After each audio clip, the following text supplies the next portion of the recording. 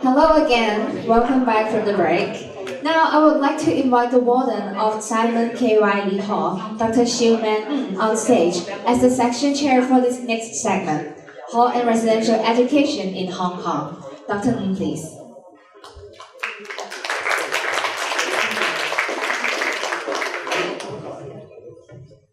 Good afternoon, ladies and gentlemen. It's my great pleasure to be the moderator for the last session today. So this morning is pretty much about a historical perspective of residential hall education. And then before the break, we look at it from a global perspective. So this section brings you back to the present moment in Hong Kong. Okay.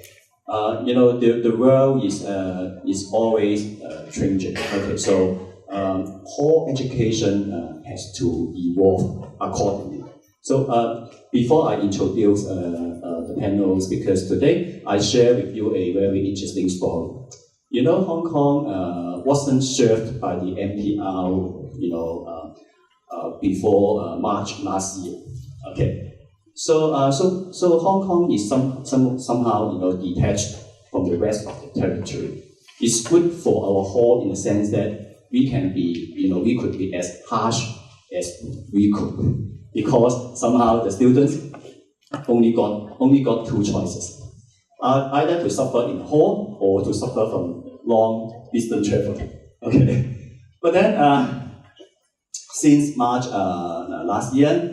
So we are so happy that now we are connected to the MTR system. But then suddenly we found that the students have choices. They could quit and then they could return home and stay with their mom and dad. And I still remember last September, so as a warden of the Simon K. Riley Hall, I was totally shocked to look at the figures of quitting hall simply during the 10 days orientation program. Okay, but then anyway, it's good, it reminds us, the world is always changing. The students' profile are quite different from what it used to be, and there are many other changes. I'm sure today our panel speakers will share, their experience and also their insights from different perspectives. We have Andy Chan from Lingnan, and then we have a strong team from the Hong Kong U, David Choi, Robert Zhong, and also Maggie Chow, looking at the issue from different perspectives, from quantitative longitudinal survey, and also from some rather visionary perspective, and also from the student voices. So my suggestion for this section is that why not we have all presentations first, so 15 minutes each, and then we could have the Q&A at the end, so that the Q&A could be more inviting and more involving. Okay, so I will be very strict in time management. So 15 minutes, sharp. Okay, so first of all, I would like to invite Annie Chan from Lingnan University to the stage. Okay, welcome.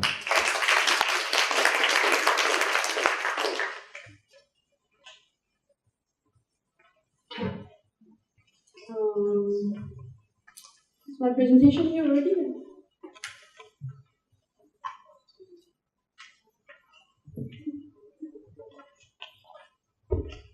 Oh, I've sent it already.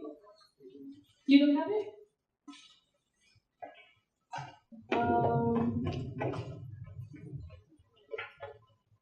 I can go to my email to retrieve it.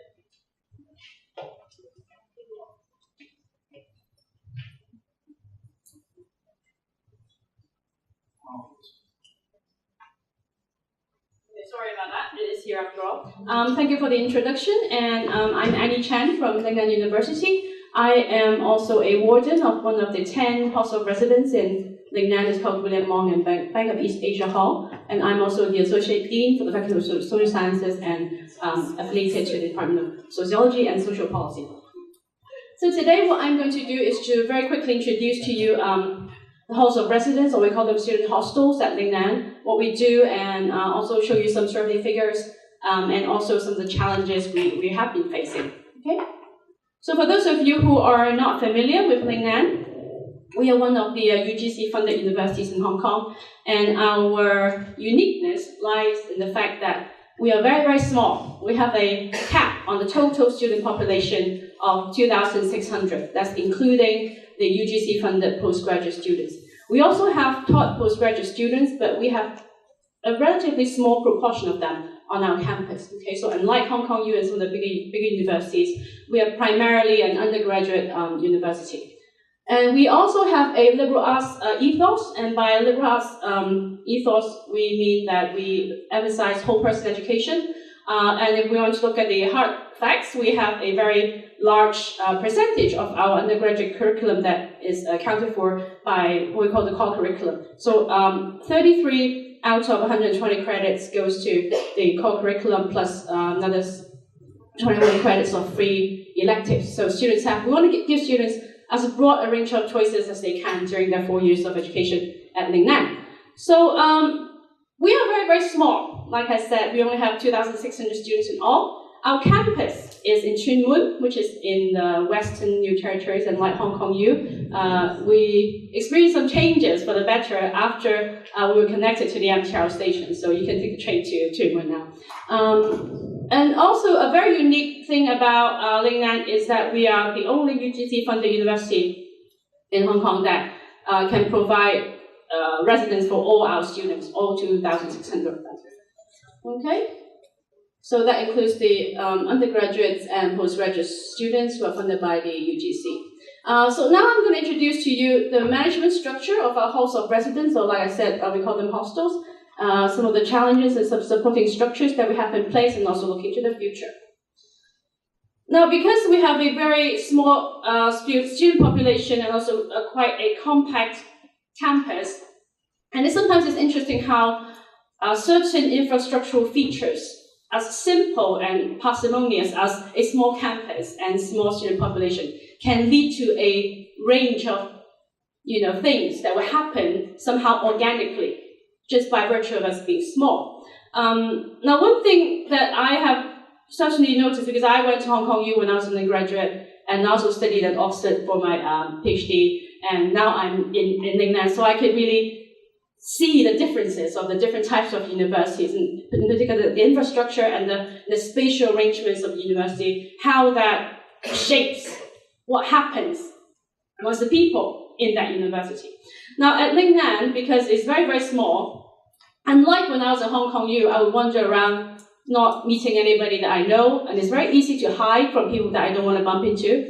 But at Lingnan, because it's very compact, you cannot help but bump into people, whether you know them or not. And I always tell my students, at Lingnan, you will always bump into people you know, and if you bump into people whom you don't know, after a while you start recognizing their faces. And you start to have a vision in your mind, oh, this guy is going to that place again, that time of day. And so by virtue of a small and compact campus, it really does foster a closer relationship between people. All right, so I think that's quite organic. It's not something that we planned, but because our campus is the way it is, that is the result. Like I said earlier, we have a broad-based curriculum. We also have relatively small class sizes. Our staff-student ratio is 1:15, and a fully residential campus and close faculty-student relationship. That is a kind of an unexpected consequence of the infrastructure. And we also have a relatively large proportion of our students who go on exchange compared to some of our sister universities. So right now, about 70%, and we're hoping at going to 80 as well, of our students will go on exchange for 1 term or more in other places, in the partner institutions in the world. And we also emphasize extracurricular learning experiences for our students. All right. So now we have 10 blocks of halls of residence. For all our students who do the 4-year curriculum, there's a requirement for them to stay in residence for at least 2 years. They could go for the full 4 years if they wish. And for students who come in at the 3rd year, these are the students who come in through what we call direct entry. They did their associate degree and they come in, and they also have to at least stay in residence for 1 year. And for students who cannot afford the fees, we offer various kinds of financial assistance for them to make sure that they can fulfill these requirements for graduation. So the management of each halls of residence consists of the warden, 1 senior tutor, and in my hall, for example, we have 4 resident tutors, all scattered throughout the floors. And these are overseen by our Associate Vice President for Student Affairs, and also we work very closely with the Student Services Center. And one characteristic of our hostels is that we have a very strong culture of student hostel associations. So these are elected, annually by students, and they play a very big role in organizing activities in the hostels. So in this regard, this is very much a centralized, top-down as well as bottom-up system. So we try to have a bit of both. And of course, in all of the halls, we also have floor representatives on each floor, and they in turn are also elected, and they also work closely with the student hostel associations. Okay? So most of the activities that happens in the hall would be organized by the student hostel association, but there are also another category of activities. They're organized by the warden's office and also by the Student Services Center. Now, the student hostel associations, they have a budget every year, and they are quite free to spend it in any way that they like, provided that the warden's office endorses it. All right, so this is our way of keeping an eye on how they spend their money. Now, the warden's office also has a budget. Okay, they can spend it freely also, but again, that has to be vetted and taken note of by the senior management as well. Okay. Now, the challenges that we're facing right now is that there are too many things that students do that they can do, they could do, or they should not be doing, but they still do. And there's too little time. All right, this is a fact. And I'll show you some figures later on to illustrate. And there's a culture of, in the Cantonese, we call it "chur," that means to do as much as you can, to burn yourself and your GPA. That is how you prove yourself. Maybe you have some kind of existential crisis or something, I don't know. But this is how they prove themselves that I'm alive, is when you don't sleep, when you tell your friends that I only had 2 hours sleep last night, that is when you are churring, and that's supposed to be a badge that you put, on your chest. And another rather disconcerting fact is that increasingly we find some students with what we call a consumerist attitude.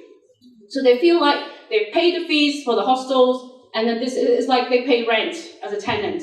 And because I pay rent, I can do whatever I want. You have no right to interfere, to tell me what I can and cannot do. Now, of course, that is not true, because when they move into the hostels, they have to sign an agreement, right, like a tenants agreement, kind of. That they see it as a tenants agreement, but we see it as a code of practice, as a code. But they really, some of them really have this attitude, not all of them. Now, what we try to do is, and again, this is a big challenge, is to try to get them to step out of their comfort zone as much as we can.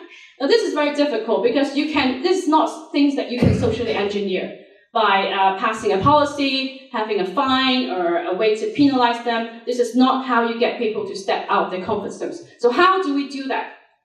So these are some of the challenges we have. Now, just now I mentioned about the culture of church. So this is the annual hostel resident survey that our Student Services Center conducts. You can see the changes over, these are the mean scores over the past 3 years. You can see that the number of hours they spend sleeping has gone below 7, all right?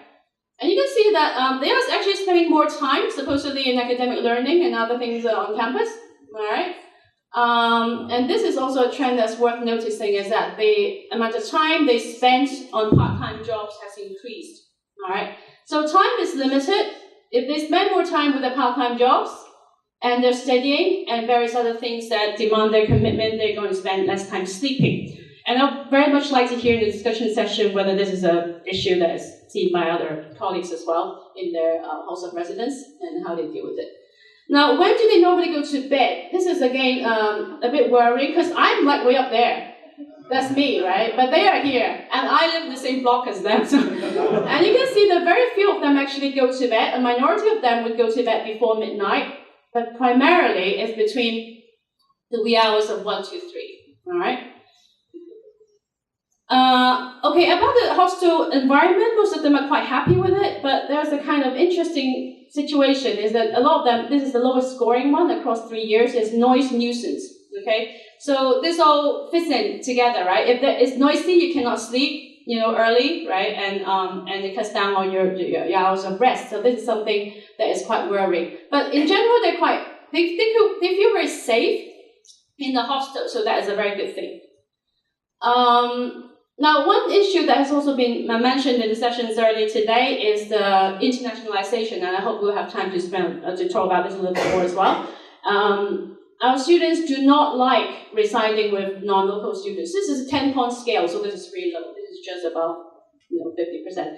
It's gone up a little bit, but it's a problem. Now, this is particularly a problem for Lingnan because we have large numbers of students going out on exchange. Therefore, we are able to receive large numbers of students coming in. All right. So I remember back in the days, like 20 years or 10, 15 years ago, when we have very small numbers of exchange students coming in, they are forced, because there's so very few of them, they're forced to interact with the locals. And the locals have pity on them.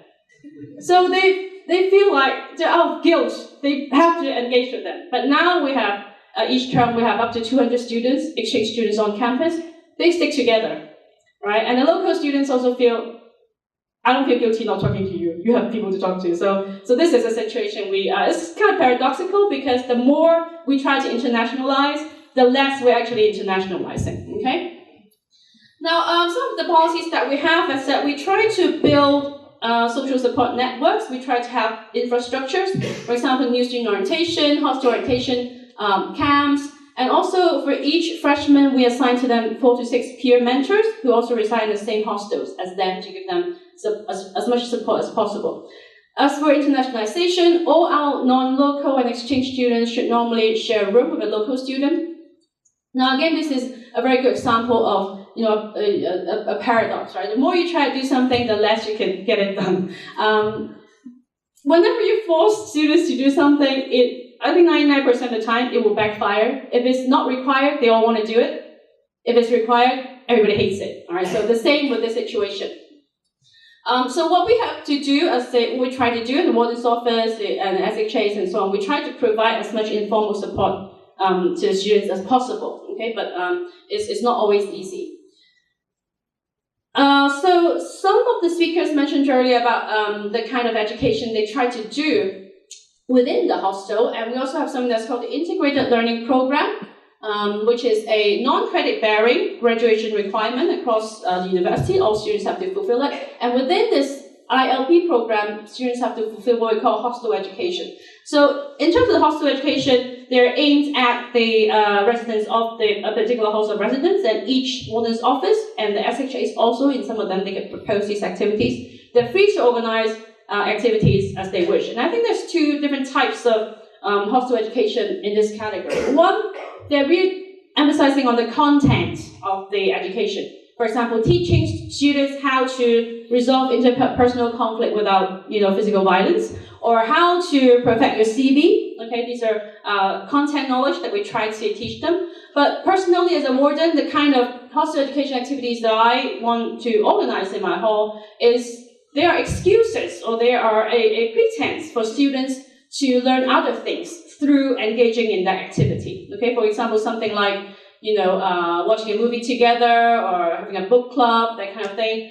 It's not really the movie or the book club that we want them to do. It's not the learning outcome, so to speak. But through that interaction, we hope there are other things to come out of it. All right. So like I said, the warden's office also organizes these activities. Now, another very important thing, because I'm running out of time, so I'm just going to rush through the final bits here, is conflict management. A lot of our students do need a lot of hand-holding, as somebody mentioned this earlier.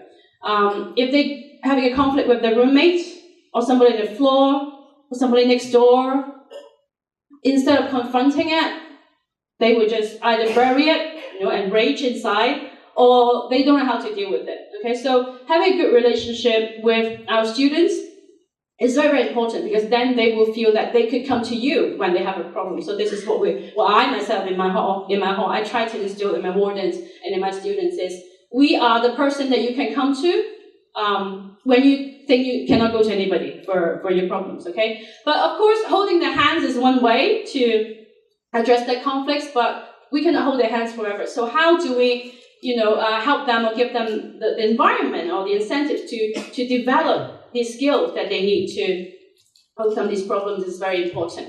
So the warden's office and the student services center play a very important role here.